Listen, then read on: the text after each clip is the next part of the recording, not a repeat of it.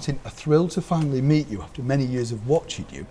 We've just seen this lovely scene in your new play, but he doesn't seem a likeable character, Frank. I mean, is it me, or is he kind of like you're thinking, poor Jenny Seagrove, what are you doing to this poor woman? Right, so now we know whose side you're on. Yeah, he's a very uncomfortable character, but then he's an alcoholic. He's a once great actor who's failed. He's failed because of the alcohol, and the alcohol has made it worse. So the scene that you saw is right after the young director has offered him a chance of redemption, but he's so dispirited and lacking in confidence that he doesn't feel that he can do it. But not to give too much away about the play, you kind of get the impression that, even in that small scene, that his ego is thrilled, but he's worried about whether, you know, the wife seems to be quite strong in taking over, but really you get the impression that he would like to say yes. Yeah. Am I going down the right path? Yeah, he would like to say yes, but he doesn't have enough confidence and enough spine to do it on his own and say, great, I'm going to do the job. He needs her approval. Constantly he's seeking her approval. And also she's worn down and exhausted by him. Yeah. Now, this play, a particular favourite of yours because you're going sort of back in time.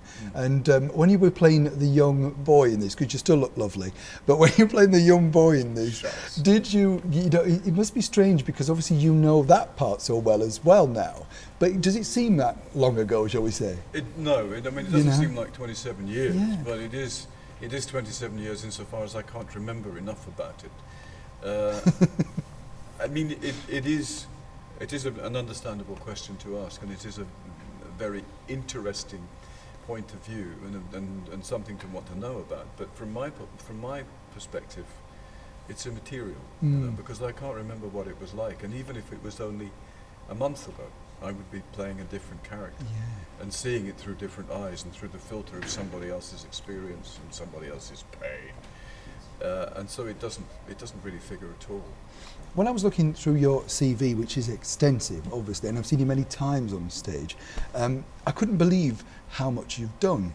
Not because of, you know, but because of you looking at, oh, I remember that, I remember the Chief, and, you know, all this sort of stuff. You know, when you were starting out, did you think you would be successful? Or did you kind of think, if I could just keep getting the next job, you know, like a lot of actors? It's still like, the same. Yeah, absolutely. I mean, I think it's pretty much the same for all of us. You just think, I mean, I hope I'll get the next job. Yeah. Until you get to that sort of Tom Cruise thing where you finance your own stuff, then you're just a jobbing actor waiting for the next offer. And you are thrilling us at the moment on screen in George Gentleman, which I love. And I was just saying to Jenny that I think you act differently. You know, I'm sure actors, because of the clothing, it gives you a certain stance, doesn't it? People dressed well, their manners were better, the way you treated individuals, you know, like he's a nice guy in a way, even though he's a copper, you know, so you're thinking, you know. See what you think about the no, but you know, you come over now, it would be different. Do you, when you're doing that, making that particular TV show, is it an interesting thing looking back, you know, yourself at the way people lived at that period and the way he would have been treated? Yeah, I mean, there's very little PC. I mean, PC, nobody knew what PC meant in those days, apart from police constable. Yeah. It didn't mean personal computer or political correctness. A friend of mine is a High Court judge, and he watches it, and he's very amused at the way we just ride roughshod over the Criminal Justice Act, which I think was 1984. Might be wrong about that. Yeah. But, you know, given that we're set in 1966, the police didn't have those sort of constraints. Yeah.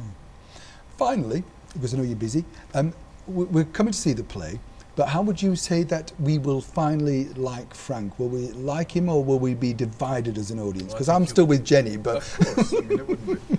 I think you'll be divided, yes. But overall, it's a play of redemption. All three characters, in one way or another, redeem themselves.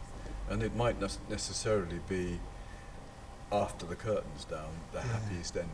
But it does reach a firm conclusion, and each of them comes through their own particular catharsis. And I think for Frank it's good because he gets back to where he was. He's a success on the stage, and he beats the alcoholism. Till that point, we don't know where he goes from there.